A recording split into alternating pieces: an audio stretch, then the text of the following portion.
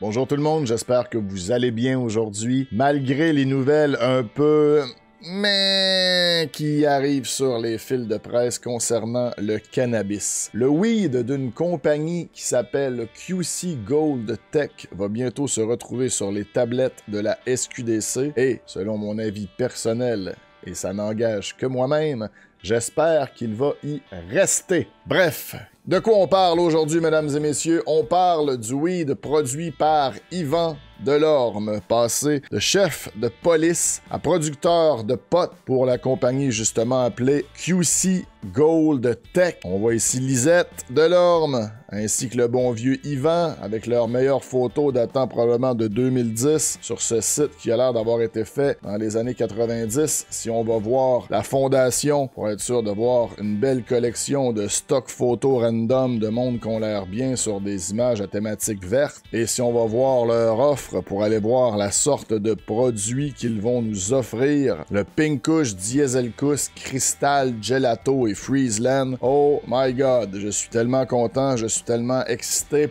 Pantoute! Honnêtement, une espèce de, comment dire, tournée des médias est en train de se faire par QC Gold Tech. On article aujourd'hui dans Le Devoir. Il y avait un article aussi le 12 février à Radio-Canada, une entreprise qui cultive du cannabis 100% québécois à Notre-Dame-de-la-Paix. Le problème est que le dude a gagné sa vie à mettre des producteurs et des consommateurs de cannabis en prison. Son salaire, ses économies maintenant, il les a investis pour devenir producteur de pot. Déjà là, je trouve ça un peu dérangeant. Mais vous allez dire, ben écoute, il a le droit, moralement, je veux dire, il a gagné sa vie, il a fait sa démission. Le fuck est que ça va plus loin que ça. Pour ceux qui le savent pas, la moitié de l'industrie du cannabis au Canada est financée par des paradis fiscaux, puis des donateurs, des investisseurs pseudo-louche. Qu'on parle de Aurora, qu'on parle de 48 North avec Martin Cochon, il y a plusieurs personnes dans l'industrie, plutôt dans la politique et surtout dans ce qu'on appelle la nébuleuse libérale, qui ont réussi à bien se placer, non pas parce qu'ils avaient des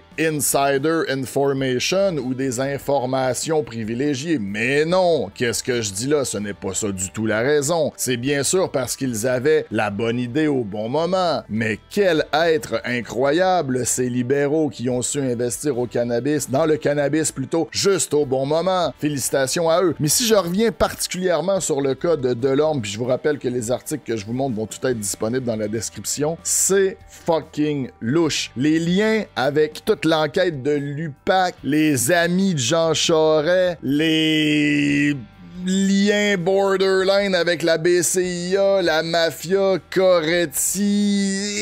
Je vais vous laisser faire vos enquêtes vous-même, comme diraient les meilleurs pro-complotistes de 2020, mais il y a de la grosse lecture à faire qui va vous laisser avec une espèce de goût assez amer dans la bouche. Je ne sous-entendrai rien, je vais vous laisser faire vos propres recherches, mais disons que la mémoire est une faculté qui oublie assez vite, hein? Et l'impunité libérale au Québec, c'est assez intense. Bref, je vais vous laisser lire les articles, etc.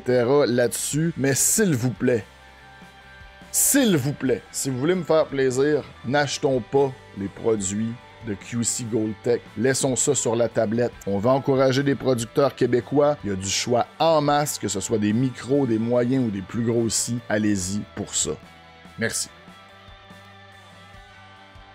J'ai jamais consommé, j'ai jamais même essayé de fumer un joint de cannabis. Et pourtant, il y a de l'air bon, le pot, là. Il semble que oui.